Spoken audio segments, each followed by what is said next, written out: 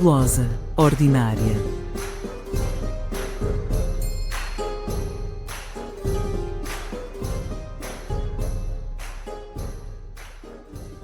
Bom dia, boa tarde, boa noite. Bem-vindos a mais um episódio do Glosa Ordinária. Eu sou a Joana Gomes. Tenho comigo hoje o Filipe Alves Moreira. Olá, Joana. E um convidado muito especial, o André Silva. Olá, André. Olá a vós e a todos. Que é doutorado em História pela Faculdade de Letras da Universidade do Porto. Tem trabalhado sobretudo sobre a medicina medieval, com um particular enfoque no estudo da peste negra em Portugal. Mas isso não diz tudo sobre o André. Como virão descobrir ao longo desta entrevista, é uma pessoa com várias facetas e com muitos interesses variados. Eu passaria então a perguntar-lhe, a dar-lhe as boas-vindas uma vez mais, e também a perguntar-lhe: André, como é que tu te tornaste medievalista? Bem, muito obrigado pelo vosso convite. É um gosto enorme, vocês sabem, não é? E é uma honra, naturalmente, tendo em conta já notável rol de convidados que vocês têm tido e pronto, temas. Eu diria que foi tardio do ponto de vista pessoal, mas foi quase imediato, porque eu, no meu ensino secundário, eu fiz 2 décimos anos, portanto eu entrei na faculdade já com 19 anos, porque fiz um ano em Ciências, para ver como eram as coisas, e depois percebi que não era bem a minha praia. Não que estivesse a correr mal, mas não me entusiasmava. E acabei por mudar para Humanidades, sem decidir absolutamente aquilo que queria fazer daí a 3 anos, no final do secundário. Deixei em aberto, tinha interesses diversos, então não queria fechar o rol de possibilidades. Depois, já em 2010, uns 3 meses antes do exame nacional, dos exames nacionais, enfim, do fim do secundário, numa conversa muito interessante com um colega meu que na altura estava a fazer enfermagem, mas queria mudar para a medicina, porque ao estudar enfermagem percebeu que aquilo que ele gostava, efetivamente, eram as cadeiras que eram comuns com medicina, e de facto ele, entretanto, conseguiu, e hoje é médico. Ele disse-me que a definição daquilo que é a nossa vocação é aquilo que nós estudamos sem que isso nos pese. Ou seja, aquilo que nós, enfim, tenhamos de estudar uma tarde inteira, por exemplo, sem que isso nos pese, sem que seja um castigo autoimposto. Então, a partir dessa conversa, eu percebi que seria o mais natural eu fazer História. Depois acabei por optar vir para o Porto, em vez do Minho, como não sou de Famalicão, não é equidistante, mas é quase. Parecia-me que o Porto tinha mais escala, não sei, eu, como miúdo do secundário, achava que o Porto, como cidade para estudar, era mais interessante do que Braga. Vim, e a verdade é que vim cair assim um bocado de paraquedas, como toda a gente, e o primeiro semestre foi excelente do ponto de vista académico, foi medíocre. A minha primeira nota da faculdade foi 10. Com que cadeira? Métodos e técnicas de investigação histórica, 10. Depois tive 12, a História Medieval de Portugal 1, que é ótimo, visto que é aquilo que eu faço, não é a minha vida neste momento, teria 12 nessa altura. E o panorama foi mais ou menos esse, 12, 13. No segundo semestre, agora acho que mudou um pouco o plano, não muito, mas mudou um pouco. No segundo semestre nós tínhamos as cadeiras de medieval quase todas. Tínhamos Medieval Portugal 2, a Política Medieval, que é, enfim, à escala europeia, ou, enfim, euro-mediterrânica, se quiserem, Económica e Social Medieval, Cultura Medieval, e aí foi a tal refinação do que é aquilo que eu estudo sem obrigação. E, de facto, a Joana Sequeira falou nisso num episódio anterior. As aulas do professor Luís Miguel Duarte são uma experiência, sobretudo para os alunos acabados de chegar. Enfim, não quer dizer que os outros professores não sejam bons a dar aulas, não se trata disso, mas aliar à vontade do professor Luís Miguel, a forma como ele consegue cativar os estudantes à cadeira que ele dá nesse semestre, que é a História da Cultura Medieval, que é absolutamente extraordinária, não é? A história enfim, ainda talvez um pouco aquilo que nós entendemos hoje o que é a História da Cultura Medieval, talvez um pouco afunilado, no sentido de uma história erudita, de uma história académica, da academia, a história das universidades, a história ainda daquela Renascença carolíngia, da Renascença do século XII e por aí fora. A verdade é que foi uma descoberta para mim, foi uma coisa extraordinária, e eu consegui Não, era uma turma grande. É importante dizer isto, que isso é uma coisa que eu gosto no Porto, e de facto aí é diferente de outras universidades. É que a licenciatura no Porto tem muita gente. E são turmas muito grandes. E os professores não conhecem a maioria dos alunos, não sabem os nomes, conhecem pelas caras ao fim de umas aulas. Então, normalmente as notas são um reflexo daquilo que está escrito no exame, efetivamente. Não são demonstrações de simpatia ou qualquer coisa. E a verdade é que eu acho que nunca não cheguei a trocar nenhuma palavra com o professor ao longo de todo o semestre. E no final do semestre eu consegui tirar um 19 na cadeira do professor. Então, olha, pá, eu pensei, bem, isto é capaz de ser por aqui. Não, foi interessante. Depois houve uma coisa que, lá está, casos fortuitos, como se diria nos contratos enfitêuticos do século XIV. Com a Capital Europeia da Cultura, Guimarães, 2012, houve uma iniciativa da Fundação e da Sociedade Martins Sarmento, na qual o Filipe também participou. Exato. Que era uma obra coletiva, uma obra que se queria que fosse coletiva, intitulada Biografias Guimaranenses. Havia uma lista de 40 ou 50 personalidades, não necessariamente de Guimarães, mas ligadas à história de Guimarães, das quais seriam selecionadas umas 10 ou 12 para serem biografadas por jovens autores, não necessariamente investigadores. E eu consegui que a minha proposta fosse uma daquelas que foram aceites, sobre Momadona Dias, e então acabei por passar também ali os meados da minha licenciatura a preparar isso. Entretanto, ingressei no GIM, no Grupo Informal de História Medieval, e as coisas tornaram-se naturais. Quando cheguei ao final da minha licenciatura, tinha até uma ponta de inveja de muitos meus colegas, porque eu já sabia exatamente aquilo que queria fazer, o mestrado que queria seguir, que seria na altura um novo mestrado de Estudos Medievais, tinha havido uma reconfiguração, e eu tinha uma certa inveja dessa incerteza que eu também tive no secundário até ao último momento, porque torna as coisas mais interessantes, não é? Mas naquele caso eu já estava decidido, e a partir daí as coisas foram acontecendo.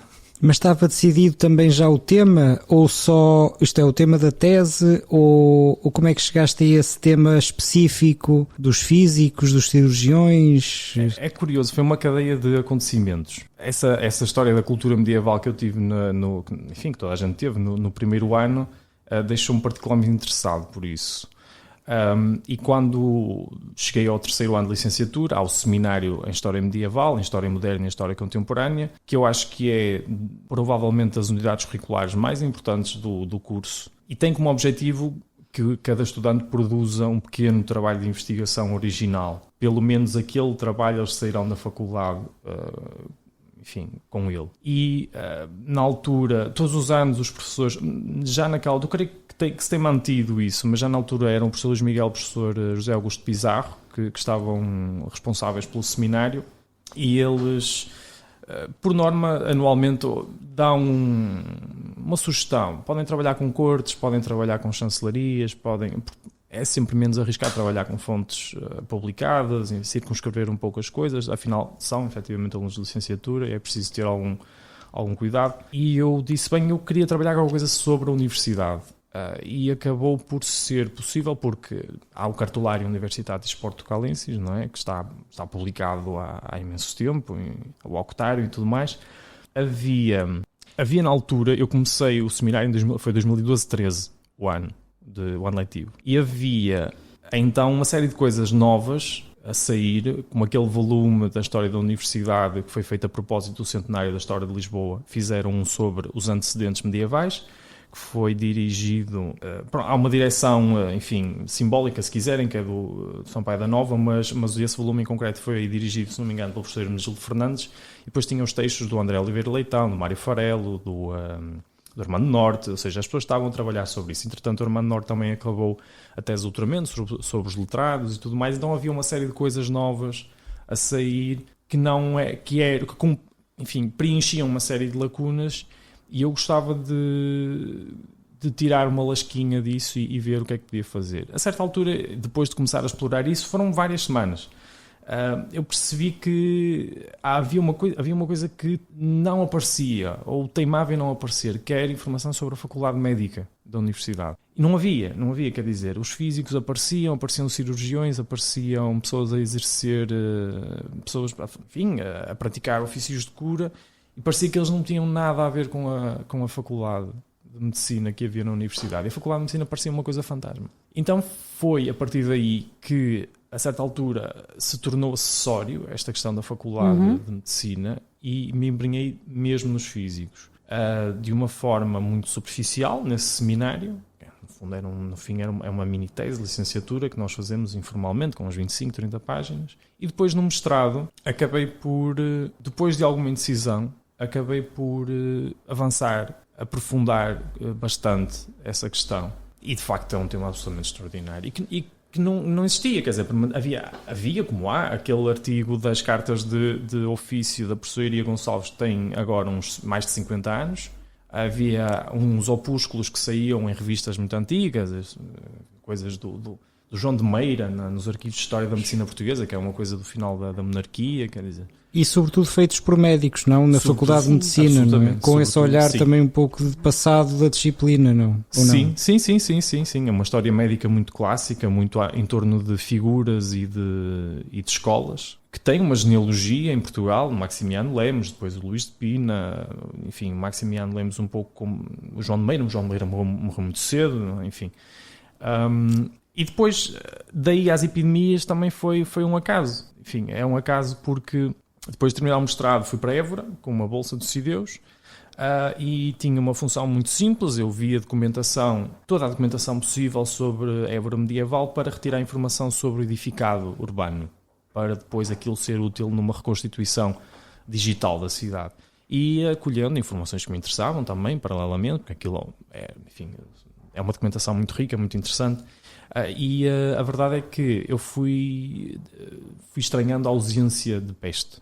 Fui estranhando a aparente ausência de influência, esse final da Idade Média, que é uma coisa catastrófica, muito negro, muito outono da Idade Média. Sim. E eu propus-me perceber, no momento de fazer um projeto de doutoramento, se isso era uma ilusão, se era uma realidade, naquele caso, do Alentejo, e portanto eu precisava de ter um termo de comparação, ou se era eu que não estava a ver bem as coisas.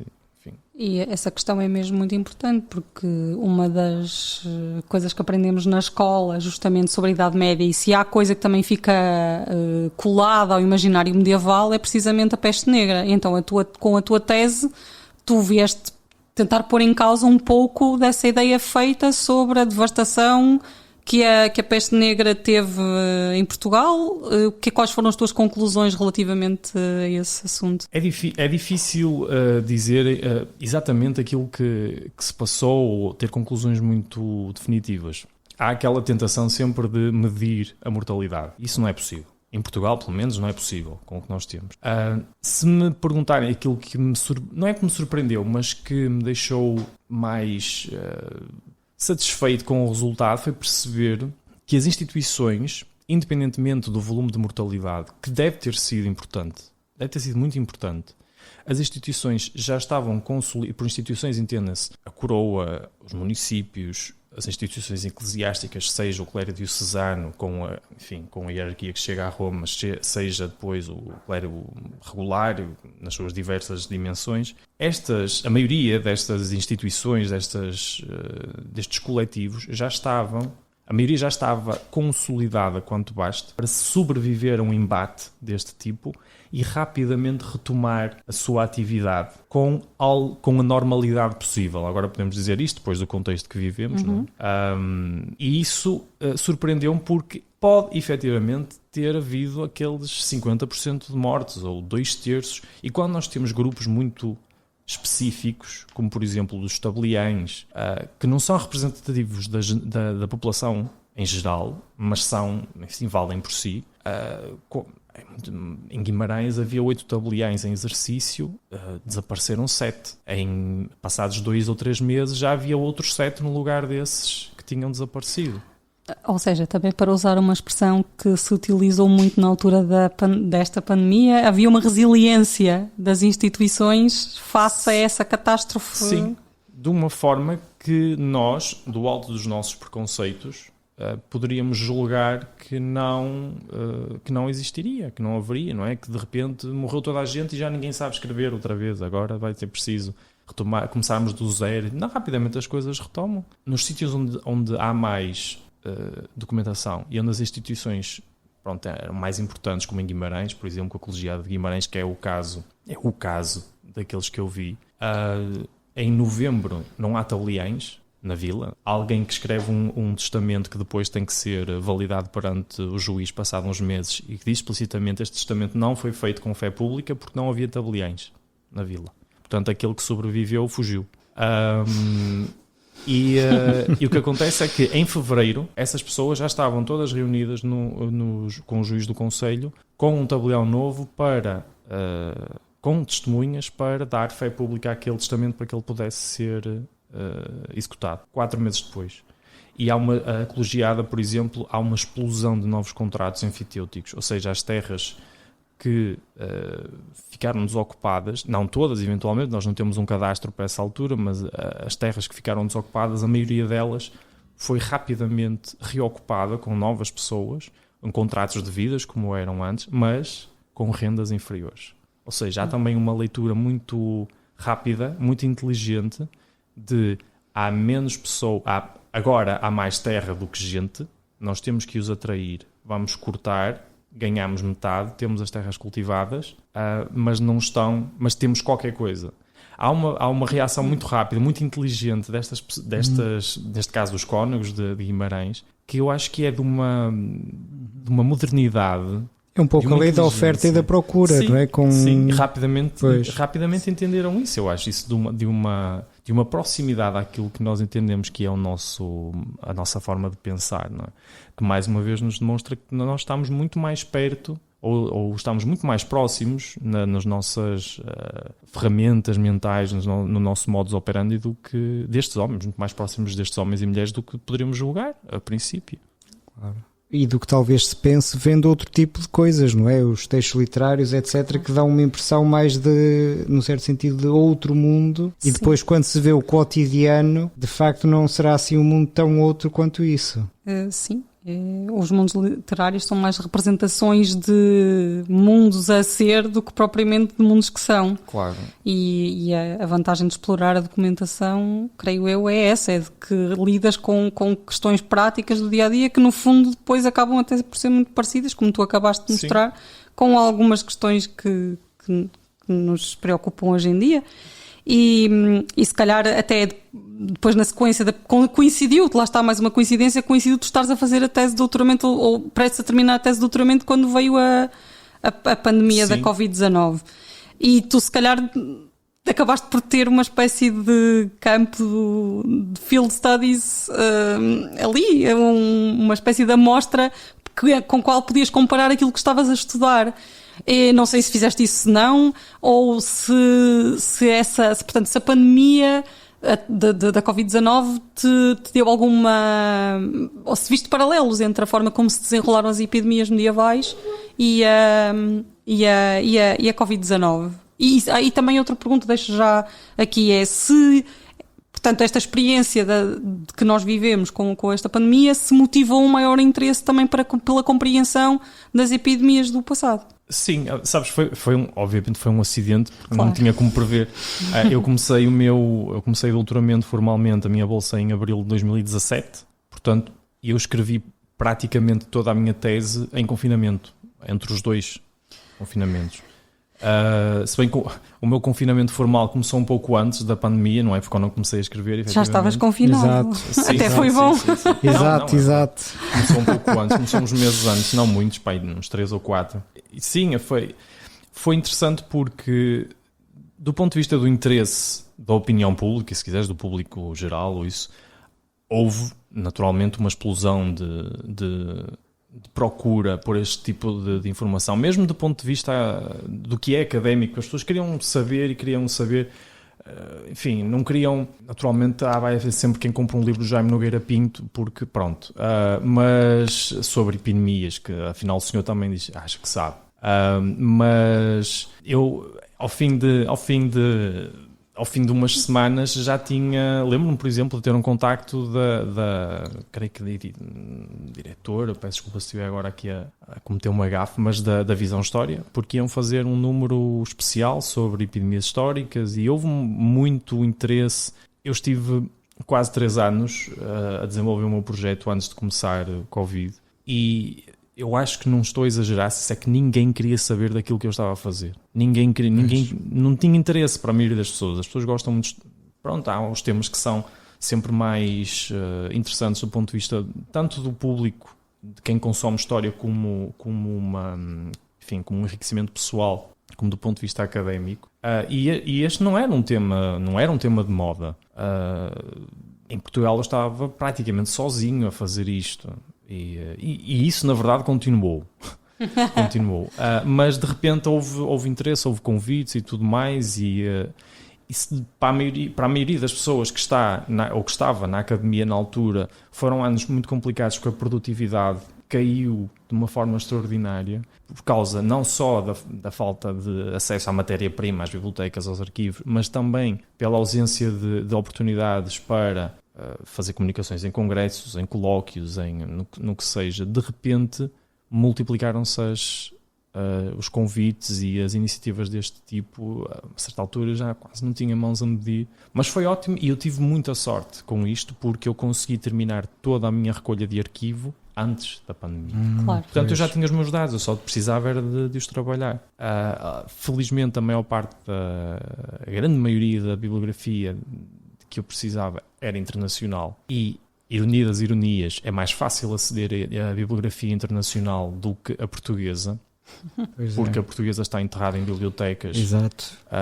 Os artigos estão nas revistas, aqui na biblioteca da FLUP no -3, e não é fácil, muitas das vezes, chegarmos cá. Não estão facilmente acessíveis. A maioria mesmo aquilo que foi publicado há pouco tempo, ainda que agora o Open Access seja mais comum e mais habitual, mas sim, tive esse conjunto de fortunas que me permitiu tirar ao máximo partido. Eu não tenho culpa que a pandemia tenha acontecido, portanto não me sinto propriamente culpado por não vou dizer ter tirado partido, mas eu acho que também foi um contributo para o conhecimento. Enfim, há uma proximidade muito grande entre uma série de comportamentos que nós julgamos muito medievais, muito primitivos, e aqui medievais do ponto de vista do que as pessoas, do que o ser humano comum entende por medieval. Há uma coisa que me impressionou muito. Eu cheguei a escrever um textinho sobre isso para uma iniciativa do Politécnico de Setúbal. E era sobre uma coisa que me tinha impressionado muito logo no início da pandemia, quando ainda nem sequer tinha chegado à Europa. Havia, naquele primeiro momento, em Wuhan, a maioria dos países repatriou os seus cidadãos que estavam naquela região. Aconteceu em Portugal, quase todos os países, pelo menos os europeus, fizeram isso. E o que aconteceu no caso da Ucrânia foi uma coisa muito curiosa, porque a Ucrânia, enquanto Estado, decidiu resgatar os seus da China, daquela região chinesa, onde eles estavam expostos, poderiam vir a estar expostos a uma doença nova, contagiosa, que estava a agraçar naquela zona. Mas no momento em que eles aterram na Ucrânia, os seus concidadãos consideram-nos como o outro, que veio para aqui espalhar essa doença. Ou seja, há uma coisa que é esta alteridade móvel que a doença permite. E nós, na Idade Média, não é, temos aqui o caso paradigmático, que é as perseguições e os ataques muito violentos que há em muitos pontos da Europa contra judeus, não só contra judeus, contra leprosos, contra peregrinos, contra estrangeiros no geral. Por exemplo, em Itália atacaram os catalães, numa zona de Itália os catalães foram atacados, enfim. As minorias que estão mais à mão para serem bons bodes expiatórios. As minorias mais visíveis. Sim, e ali é curioso como os nossos, ao chegarem entre nós, passaram a ser... Porque nenhum deles ficou doente, eles foram conduzidos a uma quarentena e depois saíram normalmente. Creio que não houve sequer alguém a desenvolver a doença, mas o autocarro no qual eles estavam a ser transportados para o ponto onde iam fazer quarentena foi apedrejado. E a cidade onde eles iam entrar foram feitas barricadas nas estradas. E aquilo impressionou muitíssimo, porque do ponto de vista racional não havia qualquer risco. Pois. Mas é isso, é do ponto de vista racional, não é? Claro. Agora, também me fizeste lembrar uma coisa que constatei na altura da pandemia, que foi ao ler o Decameron, que se recordam, toda a ação se desenrola na altura da peste em Florença. Então, os 10 personagens que vão contar aquelas histórias todas vão para um retiro. Mas na introdução, o Boccaccio refere que havia 2 tipos de comportamento por parte da população em geral. Um era as pessoas que não queriam saber, não ligavam, achavam que aquilo não era verdade, e então tinham, digamos, um comportamento de risco, chamaremos assim, andavam nas tabernas, bebiam, em festas e não sei quê, e por outro lado tinham o contraponto das pessoas que se encerravam em casa, não contactavam com ninguém, tentavam minimizar todo esse contato com o exterior ao mais possível. E de facto também vimos esse tipo de comportamentos a ocorrer hoje em dia. Pelo menos até quando foi possível, porque a diferença foram os confinamentos oficiais e legais, não é? Sim. Que creio que na altura não aconteceram. Nem não. podiam, quer dizer, com este tipo de formalismo, claro que não é? Não, até porque a peste negra em si era uma coisa nova para as pessoas. Não é? Claro que no século XV, no século XVI ou no século XVII, a peste é uma coisa que tu vais ver várias vezes ao longo da tua vida. Mas isso também, desculpa só, mas acho que é uma coisa que a maior parte do, digamos, o público geral talvez não associe, isto é, associa normalmente a peste negra ao século XIV, quando de facto no XV, XVI e até variáveis diferentes, claro, mas isso também é importante dizer porque muitas pessoas não terão bem esta ideia. E até antes, não é? Naquela peste do Teodósio claro. Justiniano, desculpa, é Teodósio, séculos antes. Mas às vezes, digamos, o senso comum não associa, por exemplo, os descobrimentos, para falar do senso comum, a este tipo de coisa, mas ela estava bem presente. Sim. Aliás, a peste, deste ciclo, da segunda pandemia de peste, o último surto em território, enfim, que nós convencionámos designar europeu, foi o de Maiorca em 1820. Quase ontem à escala... 1820. Sim. É curioso porque ia haver um colóquio em 2020 para enfim, recordar os 200 anos obviamente foi cancelado por causa do Covid, mas depois aconteceu o ano passado, portanto... E seria 200 anos, seriam 200 anos perfeitos, sim, não é? Sim, foram. Sim. Da peste à Covid. E isso também é interessante porque nós habituamos-nos a fazer uma periodização com base em determinados conceitos, mas no caso das pandemias e das doenças a periodização é completamente diferente. Ou seja, se pensássemos numa periodização da história humana à luz das doenças, ela seria completamente diferente daquela que temos hoje em dia. Claro, quer dizer, ninguém informou a bactéria que tinha deixado de ser medieval, que tinha passado a ser... Bem, não sabemos que aquela... Passava a ser, desculpa, agora sou moderna. Claro. E claro, depois há um terceiro ciclo pandémico que ainda está em curso. Há peste, não é? Quer dizer, há peste em Madagascar, nos Estados Unidos, na China... Ainda há, todos os anos há casos diagnosticados. Pois, nos Estados Unidos e na China, ou seja, em países, digamos, desenvolvidos... Mas sim. Porque a peste é impossível erradicar a peste, porque é uma zoonose. Ou seja, era preciso matar todos os hospedeiros da peste, era preciso matar uma série de populações inteiras, erradicar espécies de roedores na Ásia Central, neste caso. Porque zoonose, ou seja, desculpa só para se alguém nos estiver a ouvir, ou seja, é uma doença...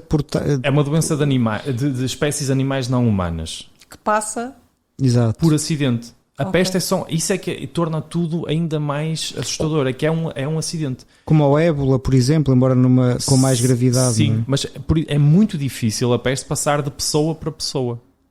É preciso que haja um conjunto de circunstâncias muito especiais para que isso seja possível. Então... outra ideia que o senso comum não tem, não é? Sim. O senso comum olha para a peste como altamente contagiosa e... Sim.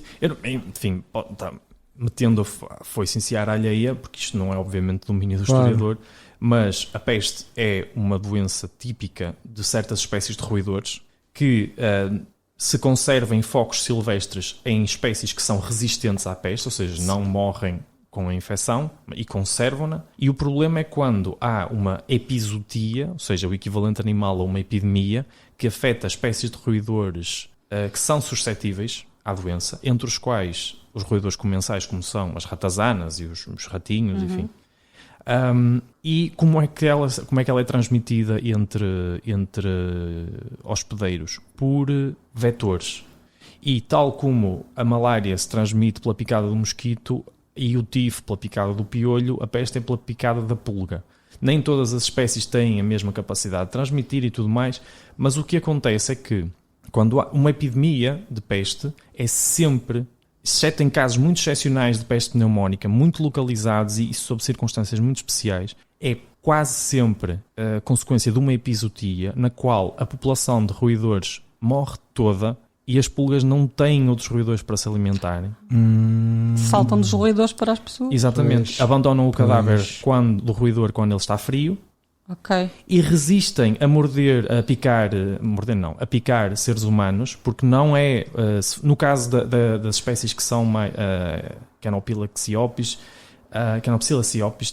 não tem apetência nenhuma para morder seres humanos, só que ao fim de 2-3 dias a fome é tanta que eles precisam de picar, precisam de se alimentar e então só ao fim desse tempo é que desistem e atiram-se às pessoas. Ok. Só que numa altura em que os últimos roedores já têm tantas pulgas, já têm uma concentração tão grande, porque foram os derradeiros, não é? Enfim, se houver uma concentração muito grande, por exemplo, dentro de uma casa, num ponto de uma rua, várias pessoas vão transportar aquelas pulgas. É por isso que espantava, antes de se perceber o mecanismo da transmissão, espantava muita gente como é que a peste poupava, por exemplo, pessoas dentro da mesma casa, morriam 3, Pois, 2 não pois. morriam.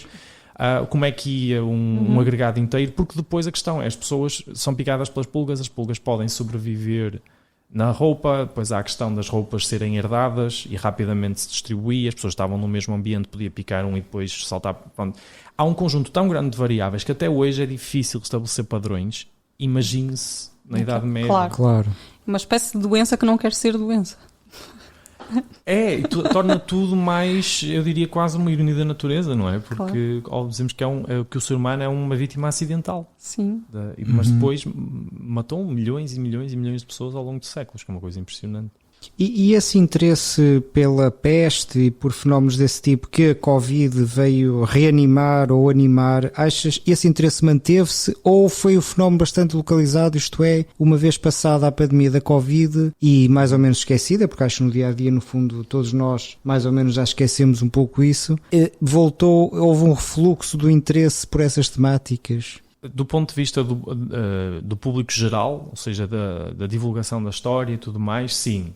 Foi um filão, a certa altura, não é? Todos os escrevinhadores decidiram que iam escrever coisas na altura sobre isso, saíram uns livros e depois o público mudou de agulhas. Então agora, naturalmente, toda a gente quer coisas sobre história eslava, sobre o que se passa no leste da Europa. Ou o clima, não é? Por exemplo, que é outra coisa. Claro. Do ponto de vista da história das doenças, da saúde, da epidemiologia histórica, do público, eu creio que isso já não é um tema do dia. No entanto, aquilo que se começou do ponto de vista académico mantém-se.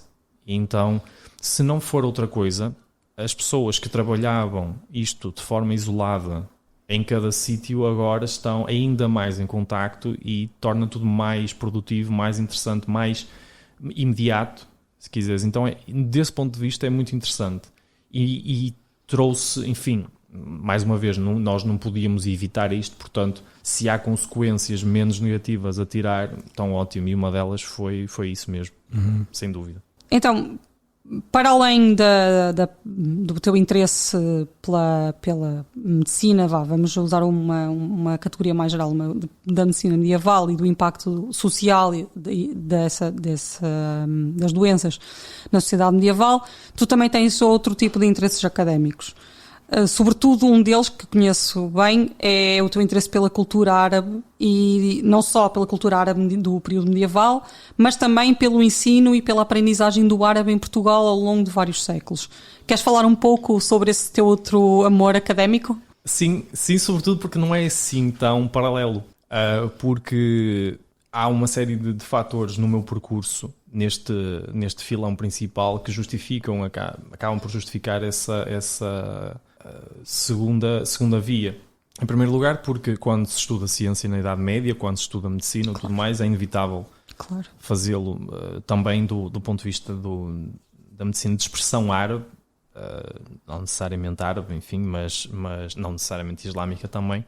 E A partir daí eu tive a oportunidade, foi uma oportunidade de ter como co-orientador da minha tese de doutoramento a professora Filomena Barros, que era especialista em Mudéjares, em muçulmanos, em minoria muçulmana em contexto cristão, e tinha uma visão muito refrescante do que era a história, do que era este segmento de estudo. E a verdade é que a partir daí houve uma série de coincidências, uma delas partilhada contigo, Joana, claro, que foi o descobrirmos uma série de conceitos médicos árabes no meio das geografias latinas e começarmos a descascar essa cebola, e depois é um caminho sem retorno. Ainda está a ser descascado. Sim, exato, já ao fim de 4 anos. E o que acontece depois disso, ou nessa sequência, é que é comum não só entre nós, mas há muita gente em Portugal, acho eu, agora fazia sentido aprender árabe. Exato. Mas como é que eu vou aprender árabe no norte de Portugal? Pois. E depois, se calhar em Portugal, ponto, não é? É menos problemático no sul. Embora sendo problemático, é menos problemático, é menos no problemático sul. No sul, sim. Porque há alguma oferta. Aqui no Porto há, teoricamente, 2 níveis de árabe como curso livre.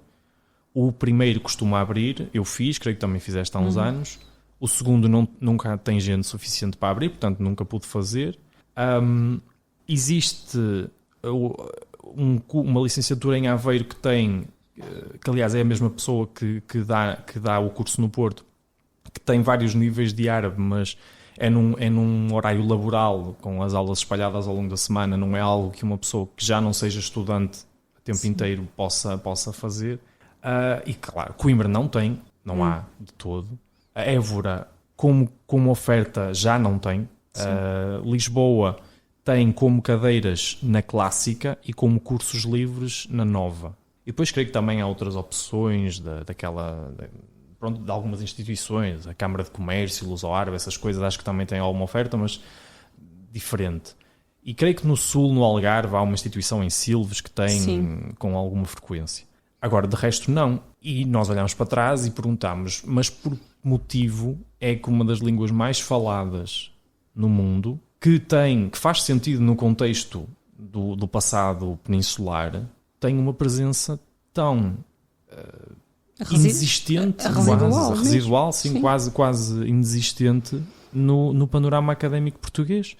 Porque pessoas que sejam especialistas em estudos árabes em Portugal, haverá 5 ou 6 arqueólogos que são especialistas em arqueologia do período islâmico, haverá 4 ou 5 historiadores que também trabalhem o período, enfim, as sociedades de fronteira, aquele período de avanços e recuos do século XI, XII, XIII, mas que estudem efetivamente cultura árabe, que estudem efetivamente história do Al-Andalus, 1, 2, que nem sequer ensinam.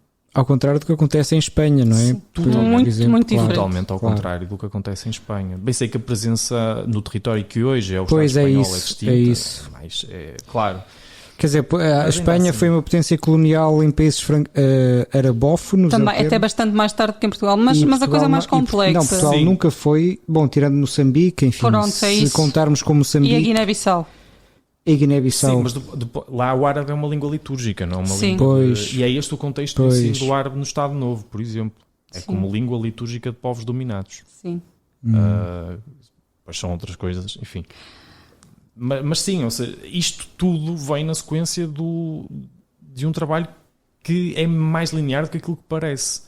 E depois sim, começamos a vasculhar esta coisa do ensino e perceber que, no fim de contas, a história do ensino da língua árabe em Portugal são 250 anos de tentativas e falhanços. Pois. O que é impressionante. E lembra outras coisas. Há um pouco esta sensação de que em Portugal há frequentemente estes lapsos, não é? Sim. Em várias áreas tenta-se arranca-se ali uma geração que faz muita coisa, mas depois é difícil manter. Ao contrário das instituições medievais durante a peste, não há resiliência no ensino dos estudos árabes em Portugal. Ou resistência em português vernáculo. Não chega a ser, exato. Não chega a ser uma geração, normalmente é um indivíduo. Isso, exato. É um indivíduo exatamente. Que ensina uma série de pessoas e depois não há continuidade. É muito familiar isto, é difícil passar o testemunho. consistentemente. E depois também há o várias há o coisas. desinteresse institucional, isso é... Há também uma série... E não vamos ser ingênuos, porque falando do orientalismo e tudo mais, nós sabemos perfeitamente que aparecer alguém, por exemplo, a defender a criação de uma unidade de investigação especialmente dedicada aos estudos árabes, claro que isso traria uma carga de leituras simplistas e populistas que a maioria das instituições pura e simplesmente não quer ter. Não justifica. Pois. Não faz sentido. Sim, e também não haverá uma presença, não é de árabes, mas enfim, de muçulmanos, por exemplo, em Portugal, suficientemente forte para ter visibilidade. Por exemplo, em França a questão é diferente, não é? Sim. Para o bem e para o mal, se quisermos, mas há uma visibilidade bem Sim. maior.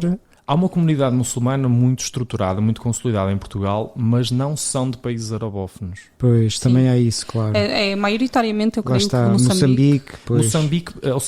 Moçambique, Paquistão... mas são originários da Índia portuguesa. Exatamente. Da antiga Índia Pois. portuguesa. Exatamente. Ou seja, tal como na África do Sul há um grupo muito grande de pessoas que originalmente vieram do subcontinente indiano e se estabeleceram no final do século XIX, dando o período colonial, em Moçambique isso também aconteceu, porque no fundo o Índico era, enfim, muito Era um plástico, sim. Sim, era um E havia marco uma de comunidade contactos. grande. E quando houve, claro que depois quando há a integração das cidades portuguesas na União Indiana e quando há estas pessoas decidem, quando há mais tarde a independência de Moçambique, decidem vir para Portugal e estabelecem-se, mas não, a grande maioria delas não fala árabe. Eu diria que Pois. só 2 ou 3 clérigos falarão do ponto de vista litúrgico e só Pois. aquele árabe corânico, portanto Sim. não duvido que conseguissem comunicar. Lá está, mais uma vez, ao contrário do que se passa em França, por exemplo. Claro, não é? claro, Aí claramente é outra Claro. realidade. Sim, Sim. em Espanha também. E em Espanha Sim. também. Porque em Espanha a presença, há uma comunidade marroquina muito grande. Sim, é verdade. Marroquina, magrebina, se calhar é mais Sim, justo sim. dizer isso, mas creio que sobretudo marroquina. Sim, até egípcios, Sim. há uma comunidade egípcia relevante em Espanha, por exemplo. Quer dizer, Sim. pronto. Pronto, mas do ponto de vista institucional, era como dizias, Filipe, pelo menos tem que ver com essa visão da própria da Espanha ou de parte do sul de Espanha e a sua relação com o passado árabe. Não é por acaso que a maior parte desses centros que são dedicados ao estudo, o ensino da língua estão no sul da Península, Sim. em Granada, em Córdoba e em Madrid. Creio que estes são os 3 principais. Sim, Zaragoza depois- também mas não há, é- Mas, sim, em árabe Barcelona. Sim, Não, Zaragoza, sim, há- claro. Creio que há em Alicante também, mas mais uma vez, há árabe em Salamanca, mas é uma tradição mais antiga, tem outro contexto. E há nas Canárias, pelo menos, La Laguna, sei que há. Mas haverá mais, ou seja, há oferta, as pessoas podem Claro. aprendê-lo, pelo que Claro. E há a Casa E Árabe. a Casa de Madrid, Árabe, eu também, claro. também me Exato. lembrei A disso. Casa Árabe que tem cursos muito estruturados e de acordo com o plano europeu do A1, A2. Bom, Não, talvez possamos mudar agora um pouco as agulhas para uma outra parte do teu percurso que teve a ver com o dirigismo estudantil e das associações de estudantes. Tu tiveste uma participação importante na Associação de Estudantes da Faculdade de Letras do Porto.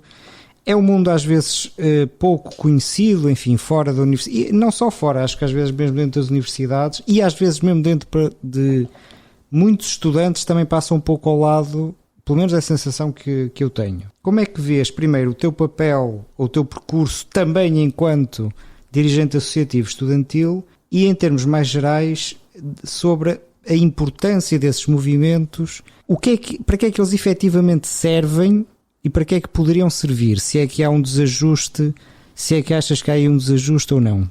Sim, é complicado. Eu tenho bastante, acho que posso dizer, orgulho do percurso enquanto dirigente associativo, mas não tenho uma boa impressão do que era e que creio que não seja muito diferente neste momento o movimento associativo, o movimento estudantil nacional, como as pessoas gostavam de dizer de forma muito pomposa e pouco prática.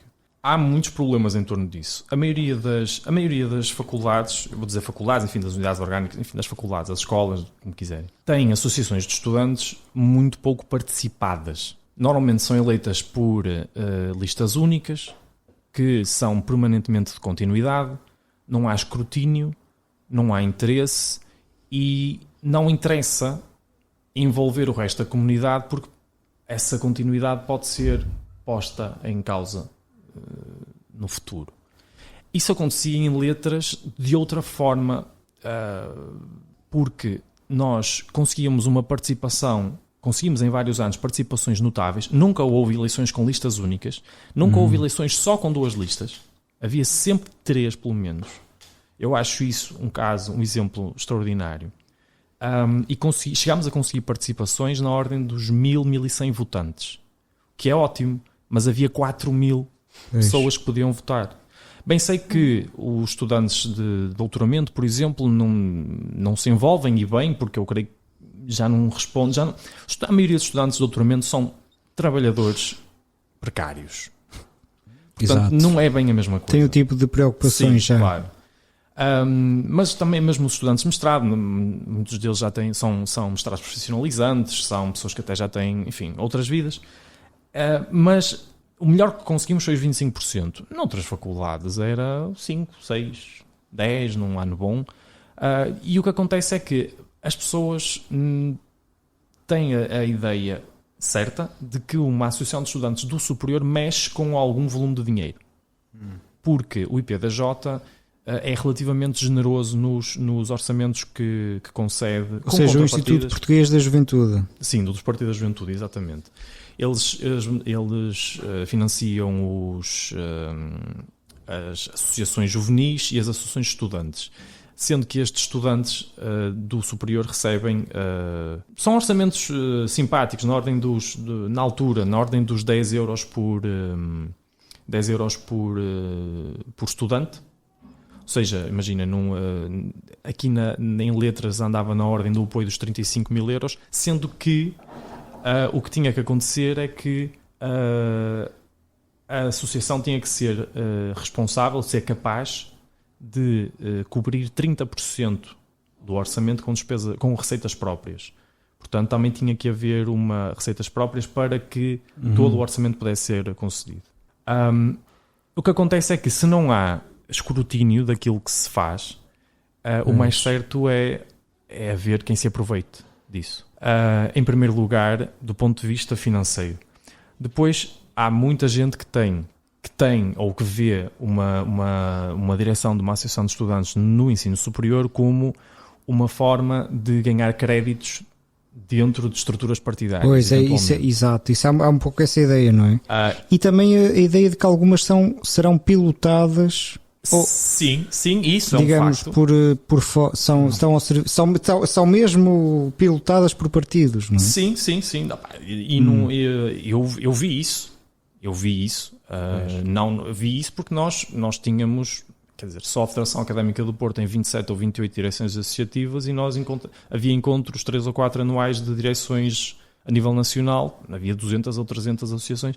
Havia algumas que eram muito evidentes, isso era muito evidente. E a questão não há, e isto também pois há uma reação contrária, não há problema nenhum, absolutamente nenhum, que haja pessoas que tenham filiações, que pertençam a partidos em direções associativas. Pelo contrário, as direções não podem responder a uma agenda externa, seja de um partido, seja do que for. Seja do que for. E isso também, eu vi isso acontecer noutros sítios. Além disso, eu fui dirigente associativo entre 2011 e 2015, que é o governo Passos Portas. Exatamente o mesmo período, justamente. Exatamente esse período. Então, eu não vou alongar para isso, que eu não quero transformar isto numa sessão fúnebre, mas foram anos absolutamente terríveis. Nós tínhamos pessoas... Letras têm um contexto social distinto das outras faculdades dentro da Universidade do Porto, e nós pedíamos esses dados ao SASUP. 2/3 dos estudantes de primeiro e segundo ciclo, licenciatura e mestrado, 2/3 dos estudantes de letras nessa fase pediam bolsa. 2/3. Em medicina não chegava a 10%. Pois. É uma faculdade mais de elite, tradicionalmente, de facto. Não é? De elite no sentido em que, se virmos quem são os maiores contribuidores de estudantes para estas faculdades, pois. Não são escolas secundárias da periferia. Certo. Nós víamos colegas nossos a passar muito mal. E depois, em reuniões, eu fui bolseiro. Eu fui bolseiro da Ação Social os 5 anos em que estive na licenciatura e no mestrado. Eu também fui e estive numa residência universitária. Eu não cheguei a precisar de residência porque eu ia e vinha de Famalicão todos os dias. Pois. Portanto, eu nunca cheguei a viver no Porto. Eu estive 3 anos numa residência e foi também uma bela experiência. Mas havia gente a passar mal. Havia gente a passar mal. E há uma residência no Porto, que está mesmo dentro do espaço de letras, que agora, pelo que eu percebo, há umas obras que vão contornar isso. Uma residência que foi projetada sem capacidade para ter uma cozinha equipada. Isso é inacreditável. A residência onde eu estive, que é no fundo da Rua do Campo Alegre, Sim. que é bem mais antiga, já tinha isso tudo. Claro, e lá de baixo Pois, também. exato. Não acho estranho, tendo em conta que esta Inacreditável. faculdade foi projetada sem cantina. Foi a mesma pessoa. Foi a mesma pessoa.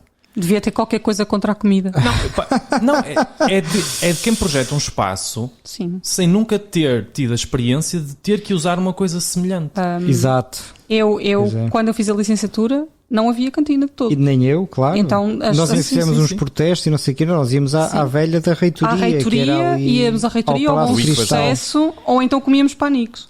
Exato. Sim, não, é uma Inacreditável. coisa inacreditável. É. E depois, nós íamos, a maior parte, eu acho que quando fui presidente da direção, eu acho que no Porto inteiro eu era a única pessoa à frente de uma direção da Associação de Estudantes que era bolseiro. O que também diz muito. Sim. E cheguei a ouvir em reuniões da Federação Académica coisas como mais isso, mais aquilo, mais... sobre os emolumentos. Porquê é que se paga 12 euros para fazer uma melhoria no Porto? Isso não se paga em Pois. lado nenhum. Pois. Ou paga-se Claro. 2 ou 3 ou 4, ou devolvem-te se Claro. melhorares, efetivamente.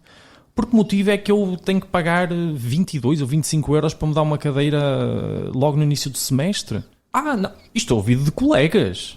Não era ninguém da reitoria, eram pessoas que estavam na direção da Federação Académica na altura. Não pode ser tudo de graça. Diziam eles do alto da sua... bolseiros já têm muitas abébias. Pois. Incrível. Sim, senhor. Sim, senhor. Pá, no meu tempo a bolsa eram 6 contos mensais. Pois, quer 30 dizer, euros hoje em dia. Não, aquilo, o que sobrava das propinas... Mas eu não tinha a bolsa máxima, atenção, naquela altura havia sim, diferenciação. sim. Não, eu tinha a bolsa mínima, mas... Sim. É uma coisa, é de uma falta de noção. E estas pessoas não representam. Ou seja, tu achas que há uma associação de estudantes que deveria representar a comunidade de estudantes, de facto não representa a comunidade de estudantes. Ou em muitos casos não representa. Na altura não, eu quero acreditar que está um pouco diferente agora. Mas não representa porque as pessoas não vão votar, não é? A razão é essa, não é? É um ciclo vicioso. É. E nós só Pois. conhecemos o fim do ciclo, que é quando as pessoas já não querem claro. saber da direção, quando elas já estão tomadas, às vezes há 10, 12, 15 anos, por listas de continuidade, já nem se sabe quando começaram. Quando já há buracos tremendos nas contas destas associações, em muitos casos. Não sei como as coisas são agora, porque não posso estar a falar do que não experimento, mas na altura era desesperante. Nós tínhamos direções que jamais fariam uma manifestação, jamais fariam uma manifestação num governo Passos-Portas. E tínhamos outros que jamais se sentariam a uma mesa a negociar e só fariam manifestações. E nós éramos, de certa forma, os párias porque sentávamos-nos à mesa e fazíamos as manifestações. Porque à mesa, o nosso princípio é nunca ninguém vai dizer que isto foi por unanimidade, como quando o movimento estudantil nacional, e vocês estão a ver os meus gestos de aspas, propôs baixar a bolsa mínima para um IAS, que na altura eram 419 euros, quando E acho que é indexante de apoios sociais, não é? Que é o termo de referência sim. para os apoios sociais. Na altura eram 419 euros. Baixar da bolsa mínima, que na altura seria o valor das propinas, que no máximo seria 1070 e tal, na altura, 1070 e tal, para 419, passo a citar, já que não dá para aumentar o orçamento, divide-se por mais pessoas. E assim, entre os desgraçados de todo e os mais ou menos, passa a haver mais ou menos desgraçados. Claro. Pois. Não, há coisas... Enfim, isto dava pano para mangas, eu acho. Pois dava, Enfim. Um dia fazemos um episódio só sobre Exato, isso. não é isso, e além disso o André é um daqueles convidados, eu digo isto várias vezes, mas neste caso apropria-se, também é muito apropriado, seriam horas e horas, mas esperemos, podes voltar aqui um dia, não é? Porque espero que haja essa oportunidade. Eu também teria aqui carradas de perguntas no follow-up dessa questão das associações estudantis, etc, mas se calhar mudamos agora um pouco onda. Vamos animar. Senão... Vamos animar. Olha, e animar é uma boa expressão para uma pergunta que completamente fora da caixa, que é a seguinte. A Joana referiu mesmo há pouco a questão de outros interesses académicos, no caso dos árabes, mas além de outros interesses académicos, também és uma pessoa com outros interesses muito para lá do mundo académico, também é uma coisa que nós apreciamos muito. Sim. E um deles é a música. Tocas numa banda de música, não sei se só, mas muito focada na questão do heavy metal, e nós somos também apreciadores de heavy metal, e temos aqui uma pergunta que é a seguinte: há uma relação, há de facto uma relação entre, não exclusiva, claro, mas há uma relação entre o heavy metal e a Idade Média, ou determinadas imagens da Idade Média, não é? E a pergunta é, como é que vês essa relação genérica, enfim, entre Idade Média e Heavy Metal, e se isso tem aspectos, e agora focando a questão também do ponto de vista do especialista, se isso pode ou não ser uma espécie de ponto de partida para algo, ou se pelo contrário pode ser prejudicial com esse olhar de especialista. Eu lembro, por exemplo, posso deixar aqui um pequeno testemunho que até nem tem a ver com a Idade Média. Eu dou sempre o exemplo, por acaso não tem a ver com a Idade Média, mas tem a ver com o Heavy Metal, de como isto pode ou não, pode ser uma porta de entrada para outras coisas. Eu gosto muito de algum tipo de Heavy Metal, digamos mais clássico, Iron Maiden, por exemplo, e foi através do Iron Maiden que eu cheguei a vários poemas, etc. Por exemplo, o caso que eu dou sempre como exemplo é The Rime of the Ancient Mariner, que é uma música feita a partir de um poema desse nome do Samuel Taylor Coleridge, que é um grande clássico do romantismo inglês, e que eu não fazia ideia de quem fosse. Quer dizer, foi por causa dessa música que eu cheguei ao Coleridge, a esse poema, e depois até mais latamente ao romantismo inglês. Então a pergunta é, olhando para essa relação heavy metal e Idade Média, primeiro, como é que a caracterizarias em termos gerais? Segundo, como especialista, consegues ver aí uma possível porta de entrada, ou pelo contrário haverá mais de projeção no sentido de transmitir estereótipos? É interessante, sabes? Eu acho que é uma relação muito descomprometida. Porque é entretenimento. Não há nenhuma pretensão ali. E ao não haver, também não está tão exposto aos medievalismos e esse tipo de coisa, porque não são armas. Apesar de haver uma pequeníssima faixa, como o black metal nacional-socialista, essa coisa toda, que se apropriam da mesma forma dos símbolos da cultura indo-europeia no geral, enfim. Mas no geral é muito descomprometida. Mas no caso dos Iron Maiden, há uma preocupação de ter, por acaso, sobre a Idade Média, estou aqui a ver a minha biblioteca mental, não sei se eles têm assim alguma coisa. Da Clansman, por exemplo. Sim. Não necessariamente, pois, pode não ser necessariamente medieval, ou só medieval, mas sim, é verdade. Por exemplo, o Brave New World, o álbum, não é? Que é outra porta de entrada para um clássico mais difundido, certo? Não tão específico como o romantismo inglês, mas há assim uma série de coisas. São sem dúvida que podem ser portas de entrada, claro, porque não? Porque normalmente num estilo de nicho como o heavy metal e os subgéneros, as pessoas interessam-se por saber sobre o que fala o tema, qual é a estética, qual é a simbologia, o que é que move. Então é um ponto de partida, de facto, para muita gente, para muita coisa. Há muita gente que aprende línguas porque ouviu uma banda, como aquela vaga que houve aqui há uns 10, 15 anos de folk metal. Houve muita gente que teve contacto com uma série de línguas nórdicas, por exemplo, através disso, e até teve curiosidade de aprender algumas coisas, como os Tuir. Eu não sabia que era assim que se dizia, soube há pouco tempo, que são uma banda das Ilhas Faroé, que são provavelmente a maior exportação das Ilhas Faroé a seguir ao peixe, e que fazem turnés mundiais, e é um país, uma região muito autónoma, se quiseres, que tem uma língua própria, uma cultura própria. Vivem lá 50 mil pessoas e a todo momento eles podem estar a tocar para 50 mil pessoas no Wacken ou no Hellfest e vão estar a ouvir a língua faroesa. Haverá mais pessoas a ouvi-la naquele momento do que as pessoas que são falantes nativos da língua. Eu acho uma coisa muito boa. Em relação à Idade Média em particular, eu acho que há uma absorção de símbolos, mas é uma fantasia. Se pensarmos sempre naquele filme de 81 muito bom, o Excalibur.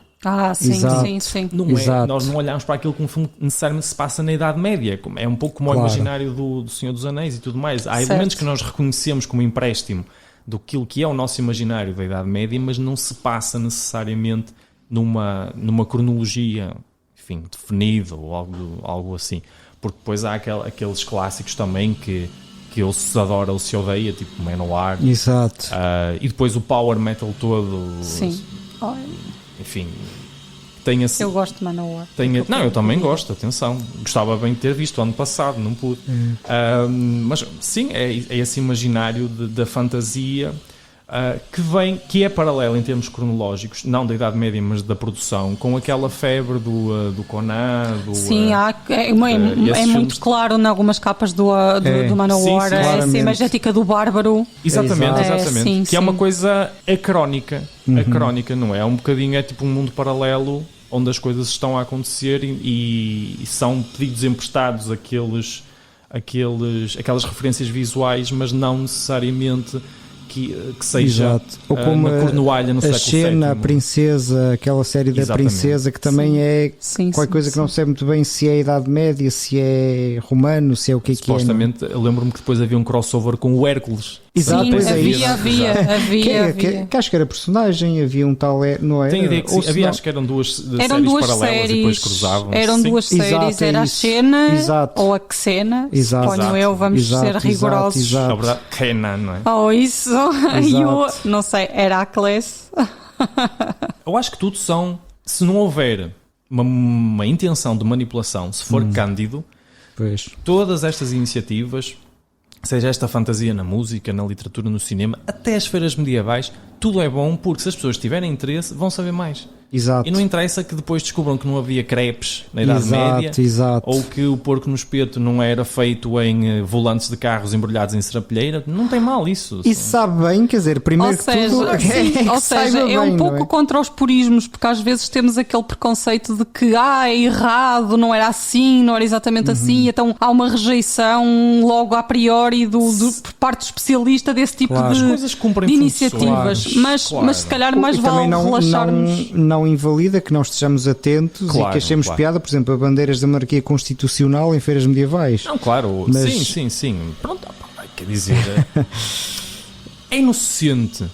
É inocente, as pessoas não estão a tentar enganar. E a primeira função é divertir, e se cumprir essa função, vamos quer dizer, é aquilo como. Agora na minha cidade, em Famalicão, já não vivo lá, mas não deixa de ser, houve nos últimos anos, e agora houve há pouco tempo, eu vou tentar lembrar-me de tudo, uma feira viking medieval ibérica. Boa, uau. Tudo a acontecer. Houve representações de sacrifícios humanos, acho que havia uns camelos para lá. Isso é até mais azteca. Não sei. Mas aquela da Blood Eagle e essas coisas. Certo. Sim. Mas eu acho que o fenómeno, eu acho que já até sobre as feiras medievais e tudo. Eu acho que o fenómeno é interessante de ser. Já estamos a desviar-nos um pouco, mas pronto. Voamos um bocadinho neste tapete. Faz parte. Para usar também estereótipos imagéticos. Neste caso, indianos e árabes.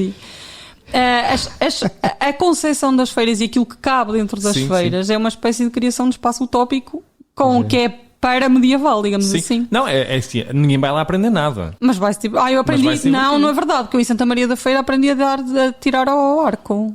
Mas aprendeste a tirar ao arco como se fazia na Idade Média? Não sei, aprendi a tirar ao arco e já fiquei bem. Aquilo é bem difícil. Pois, a questão é essa. Mas... Aleijei-me no braço. Não, mas e o arco tinha nylon já não me lembro. Não sei se era crina. É crina? Não sei por acaso. Não, acho que é uma corda muito tensa de. Não sei, não percebo nada disso. Não sou. Militar, não é comigo. Equipamento, de facto, não. Sou um leigo total.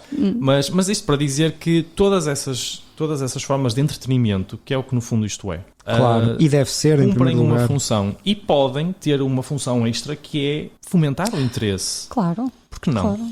Sim. Bom, e fazendo agora uma espécie de cúpula não só sobre o trabalho académico, mas também sobre a visão destas coisas e sobre o mundo em geral, mas partindo do trabalho académico, uma pergunta que nós gostamos muito de fazer também é a seguinte, ou pelo menos eu gosto, acho que a Joana também está muito nesta onda. Achas que há alguma especificidade geracional? Eu sei, esta coisa de gerações, enfim, pode ser um pouco polémica, mas há um fundo de verdade nisso, não é? Há gerações, creio eu. Tu olhas para a tua geração enquanto medievalistas ou estudiosos, e não só do ponto de vista teórico, metodológico e epistemológico, mas também, paralelamente e compondo o bolo, como isso integrado numa visão do mundo, ou como se está perante o mundo, achas que há uma especificidade, olhando, por exemplo, para a geração dos teus professores, que no fundo é a geração anterior, não é? Porque nós estamos aqui numa situação em que com com o gap, no fundo, em meados finais dos anos 90, os lugares nas universidades praticamente fecharam-se. Portanto, toda a gente nascida nos anos 70, 80 e 90, no fundo, pertence a uma geração, nesse sentido. E olhando para a geração anterior, no fundo, é a geração dos teus professores, achas que há uma diferença no trabalho que vocês fazem? Tendencialmente, claro, há uma diferença geracional, algo que vos une e que vos distingue da geração anterior? Para bem ou para mal, a questão não é essa, mas simplesmente descritivo. Eu acho que é inevitável por causa disso mesmo. A geração dos meus professores é a geração dos meus pais.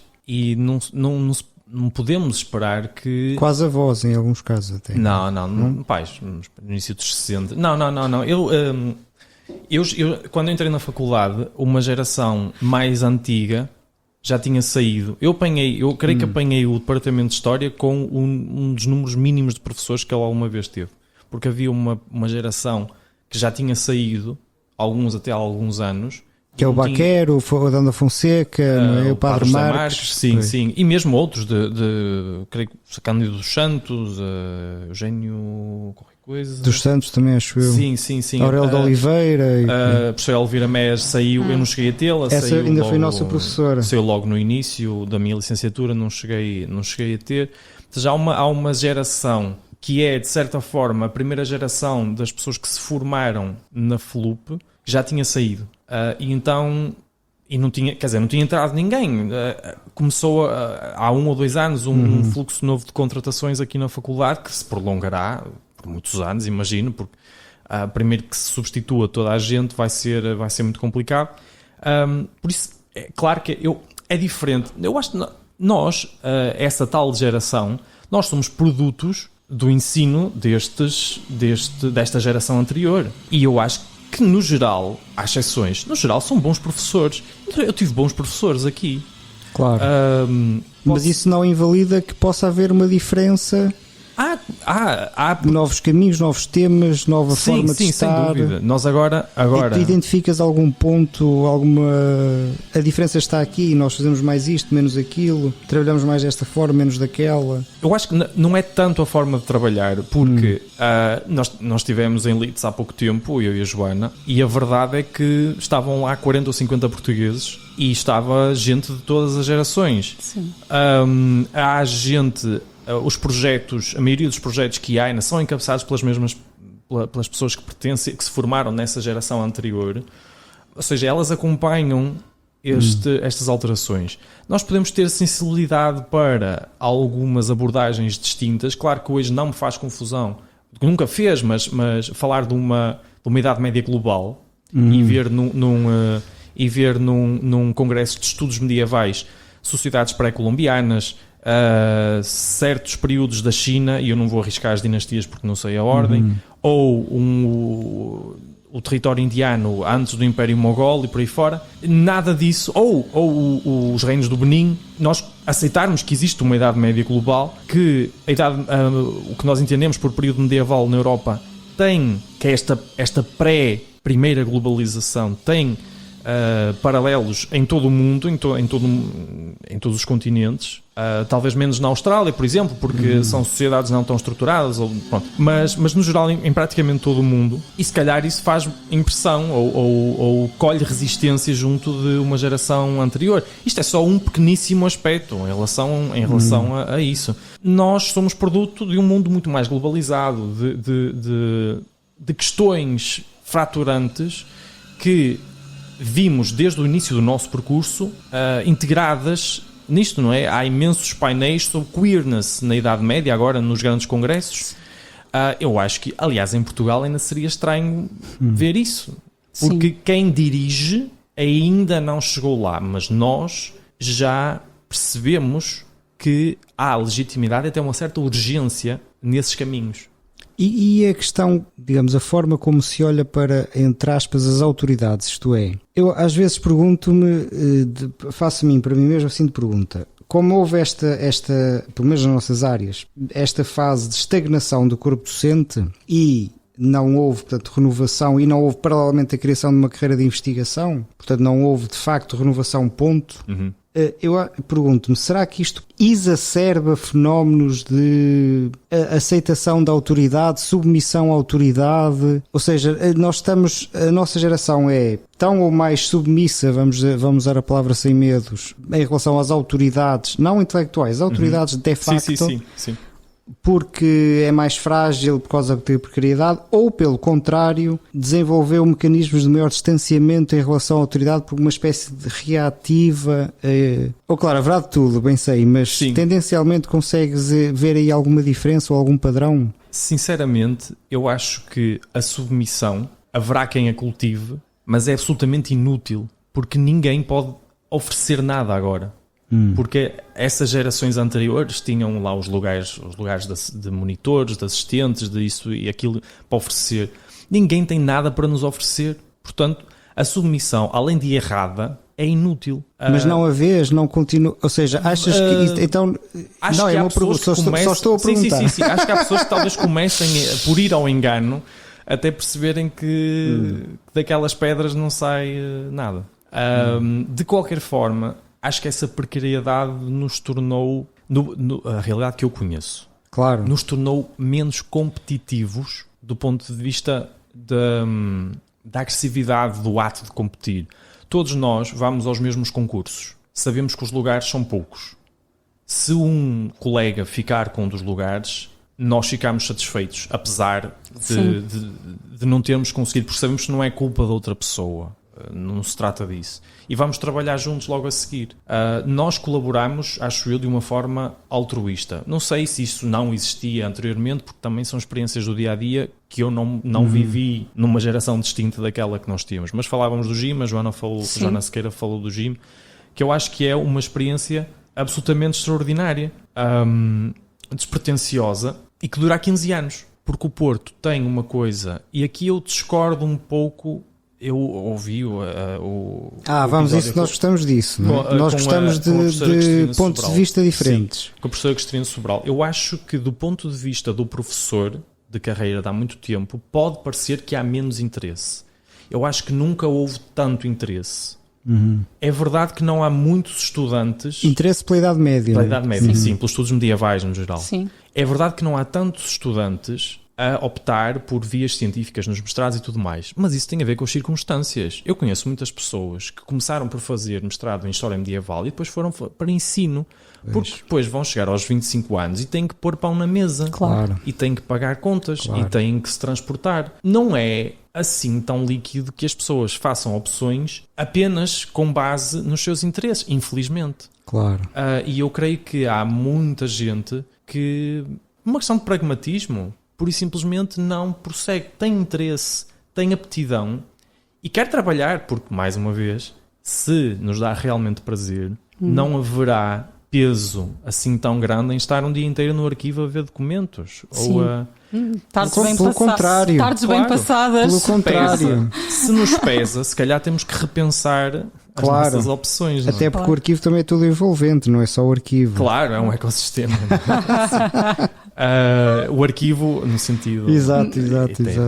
Mas, dito isto, eu acho que o gym, em particular, porque é informal, mas existe, é uma existência, permitiu-me, a mim, como a outros colegas do meu ano, conhecer pessoas que estavam 4, 5, 6, 10 anos à frente no meu percurso e perceber como se faz, entender qual é o percurso que os meus professores não podiam porque não passaram por isso, porque o fizeram 30 anos antes, quando as coisas eram totalmente diferentes. Isso é muito importante, essa continuidade geracional. Sim, nenhum dos meus professores, eu estou a arriscar porque não estou a pensar em toda a gente, mas dos, 20 professores que eu tive na licenciatura e no mestrado, eu não juro, mas eu creio que nenhum se doutorou sem estar já a dar aulas há 10 ou 15 anos. Claro que é uma situação completamente diferente da que nós temos hoje em dia. E atenção, eu não creio que os doutoramentos fossem assim tão mais consumidores do que eram, do que são agora. Porque também tem que dar, todos nós temos que tirar o chapéu, todos eles fizeram teses enquanto davam aulas. Claro. Podiam tirar um ano ou dois para escrita, mas Os 4 anos, na verdade, 4 e qualquer coisa que eu tive a tempo inteiro a trabalhar no meu projeto de doutoramento, se estivesse a dar aulas, Claro. a dar aulas com um horário completo, a dar 2 ou 3 cadeiras ou 4, eu precisava de 10 anos para Claro, fazer, claro. ou 12 Claro, ou é 15. exatamente. Portanto, também é preciso, às vezes, mas agora Claro. é mais rápido, não é mais rápido, é mais concentrado. Sim. Exato. É mais concentrado. Exato, Não creio que seja exato. necessariamente mais rápido. Depois havia sim uma ideia de que as coisas tinham que ser muito extensas, muito pesadas, com muitos apêndices, muitos anexos, 4 volumes, 5 volumes. E a verdade é que ainda bem que muitas dessas pessoas fizeram essas teses, porque ainda hoje continuam a ser Claro, instrumentos claro, absolutamente claro. fundamentais. Mas aquilo que os meus professores já não podiam dar, porque nunca se candidataram, não havia bolsas de doutoramento, porque eles tinham um salário. Claro. Eu falo da minha geração, eu posso falar de nomes, Miguel Aguiar, José Miguel Mesquita, a Ana Clarinho, da Cardoso, o Pedro Monteiro, um pouco mais novo, mas também. Nós tínhamos os exemplos das pessoas um pouco mais velhas do que nós. Nós, a acabar a licenciatura, a iniciar os nossos mestrados, víamos as provas de doutoramento. Quando quisemos apresentar projetos, tínhamos alguém que já tinha passado por isso, com sucesso, a dizer, vai por aqui, vais por ali, mas a dizer abertamente, sem problemas. Nós criticámos-nos, porque sabemos ser construtivo, criticámos-nos abertamente, que é uma coisa que não é muito habitual em Portugal. Exato. E entramos um pouco como self-made researchers, entramos por este mundo adentro. Não porque não tivéssemos bons professores, mas porque a nossa realidade, aí sim, É diferente. é totalmente diferente. E isso é importante porque eu sei, houve aí uma espécie de escola paralela, não é? Isto é, Sim, nem sempre bem compreendida. no certo parece. sentido, nós aprendemos uns com os outros, Sim. tanto ou mais do que com os nossos professores, não é? Do ponto de vista de sobreviver Sim. na academia como ela é hoje, absolutamente.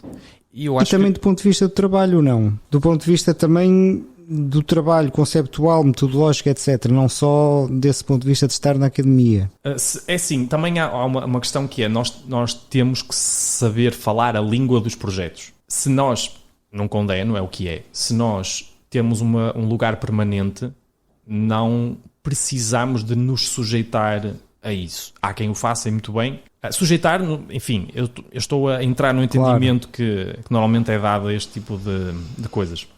Todos sabemos como funciona e o que resulta dos concursos de projetos coletivos da FCT, por exemplo. Mas isso depois tem um efeito extremamente negativo nas pessoas que só recorrem aos professores séniores, chamemos-lhes assim.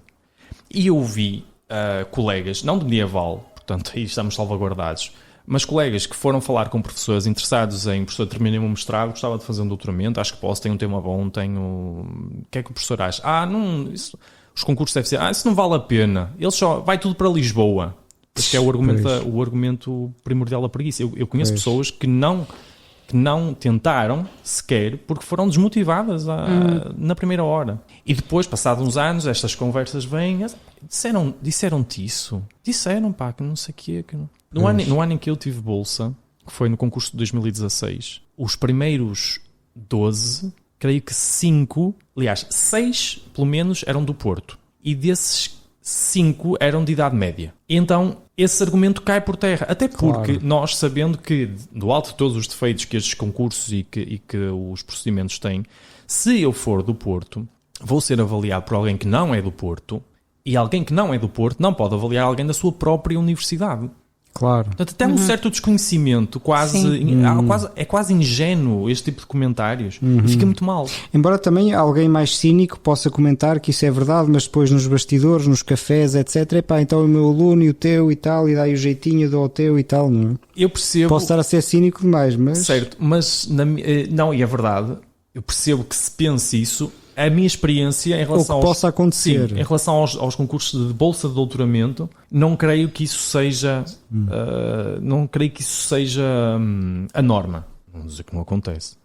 Mas de qualquer forma é isso, ou seja, nós somos, lembro-me daqueles desenhos animados, os miúdos de rua, não é? Os miúdos jogam à bola, nós aqui somos os miúdos de rua a brincar com as nossas vidas. Sim, é curioso que foi exatamente isso que me passou pela cabeça, porque nós ainda somos da geração dos miúdos que brincaram na rua, e quando tu estavas a contar isso que aprendeste com os mais velhos, Sim. eu aprendi a andar de bicicleta com os mais velhos. E aprendi uma Sim, série de Sim, se calhar não foram os teus pais. Não, ou é isso? de todo. Havia uma Exato, escola de rua exatamente. onde a gente aprendia a fazer uma série de coisas que os pais não iam ensinar, porque tinham a vida E deles. aqui é uma escola de corredores. Exatamente, Sim. não, eu acho que funciona muito bem e de facto, quando às vezes se fala, então os teus mestres e tal, quem foram, além dos mestres, digamos, de carne e osso, Sim. há os mestres de leitura, que às vezes são mais importantes, e há estes mestres da mesma geração Sim, os nossos pares que são absolutamente fundamentais estão um no passinho à percurso. frente, não é? Ou mesmo na mesma fase, num certo sentido, não é? Que... Sim, claro, opá, acho que sim. E aqui no Porto, e isso traz resultados. Isso traz resultados, porque todos os anos há workshops dos medievais, há uma série de seminários, há uma série de coisas que são 100% organizadas por estudantes de pós-graduação, ainda que haja, em alguns casos, apoio de um ou outro centro de investigação. E a verdade é que há 2 ou 3 anos, no mestrado de estudos medievais, no primeiro ano, houve 18 pessoas a matricularem-se. É verdade. 18 pessoas. E este ano não foram tantas, mas foram quase A média anual são 10, 12. A média anual são, creio que 7, 8, talvez chegue aos 10. Lisboa, não tem um mestrado em estudos medievais, mas... Sim, tem pós-graduação, não é? Sim, Isto é, na Faculdade de Letras, sim, na e nova agora, não sim. sei, na nova não sei. Tem mesmo... Quer dizer, Letras tem mestrado em História do Mediterrâneo Islâmico e Medieval, mas tem com Évora. Tem com Évora, ou seja... É preciso aglutinar e eu creio que não haverá mais de meia dúzia de... No Piudo e o O Piudo é programa doutoral. certo, Era, não sei se ainda existe, certo, confesso. ok, certo. E Porto sozinho, num ano, consegue ter quase 20 pessoas a inscreverem-se no primeiro ano mestrados em estudos medievais. O que eu acho absolutamente notável. E eu estou à vontade. Eu não fiz o GIM, só me juntei a ele. E já não sou um membro ativo. Eu estou à vontade para dizer que há uma responsabilidade dessas iniciativas complementares de estudantes na existência de um interesse contínuo por parte de quem... Claro, Claro, obviamente, Sim, é claro. fundamental. Porque eles percebem que há formas de, no meio deste meio absolutamente selvagem, fazer coisas. Sim. Estamos na fase final desta entrevista e gostaríamos de te pedir, André, que nos deixasses algumas sugestões para leitura, para os nossos ouvintes, relativos aos assuntos que temos estado aqui a tratar. Portanto, é uma pergunta muito breve. Olha, é difícil porque falámos de muita coisa. Mas olha, coisas que me influenciaram muito ou que me bateram recentemente. Olha, há uma coisinha muito pequenina. Isto tem a ver também com os medievalismos, com o orientalismo, com isso tudo, apesar de não parecer. Um livrinho muito pequenino que recolhe 3 textos do George Orwell, publicado pela Penguin, aquilo custa pai 2,5€. É daquelas edições dos Modern Classics. O conjunto dos 3 tem o nome de um dos textos, que é o Notes on Nationalism, que é um texto do final, todos eles são de 45. São textos absolutamente extraordinários, com uma atualidade, com uma inteligência, com um desarme. O segundo texto, os outros não me lembro exatamente dos títulos, mas o segundo texto é sobre o antissemitismo em Inglaterra e como de repente não era fashionable ser antissemita a partir de 45 e como havia muitas pessoas a torcer a espinha porque não podiam ser antissemitas publicamente. E o terceiro é sobre uma digressão do Dínamo de Moscovo em Inglaterra, em 45, que era para ser uma embaixada de boa vontade e obviamente acabou empancado em todos os jogos com que eles jogaram.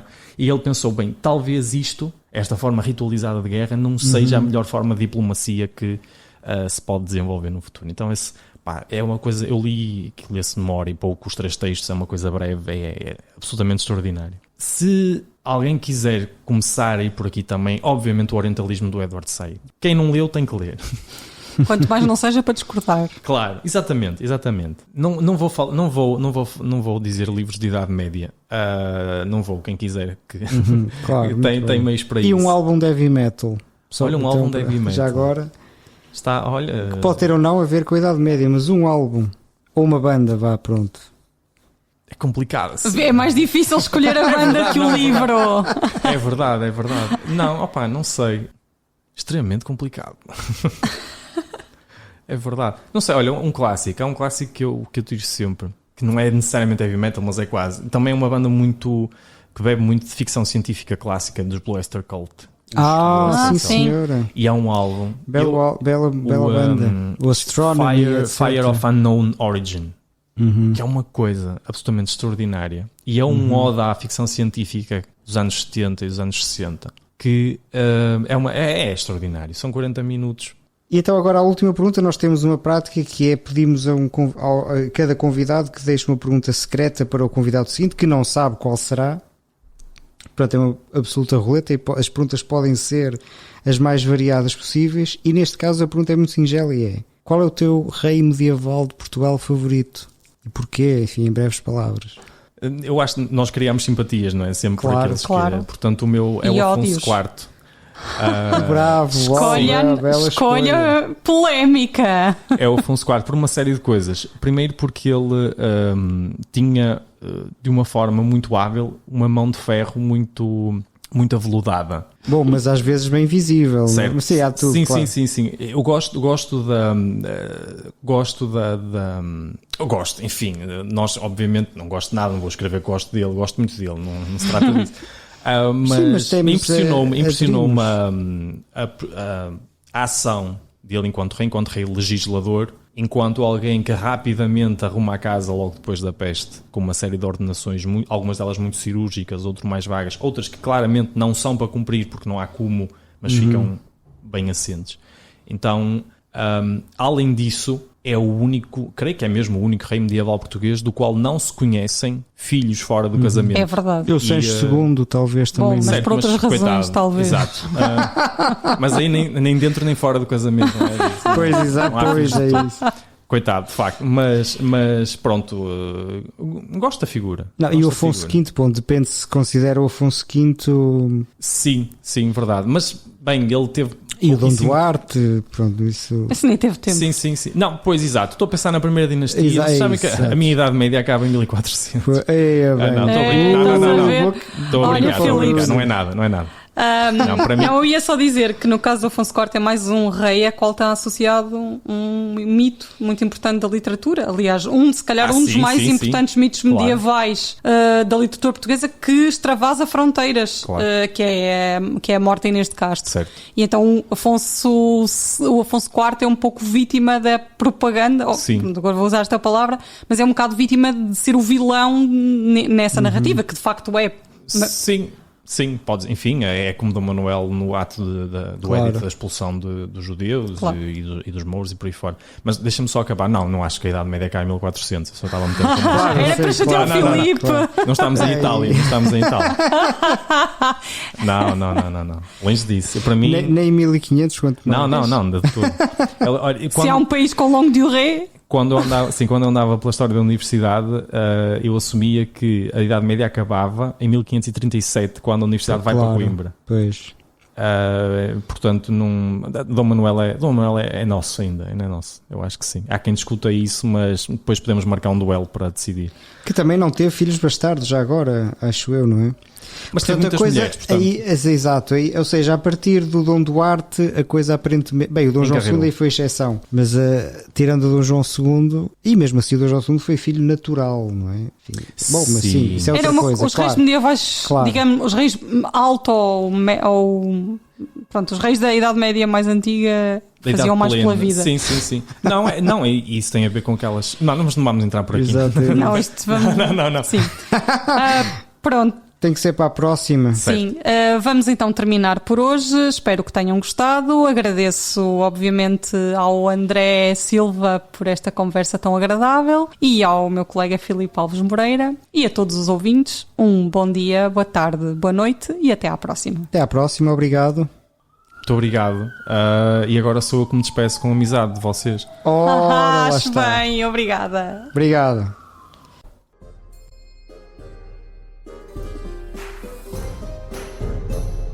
Glosa ordinária.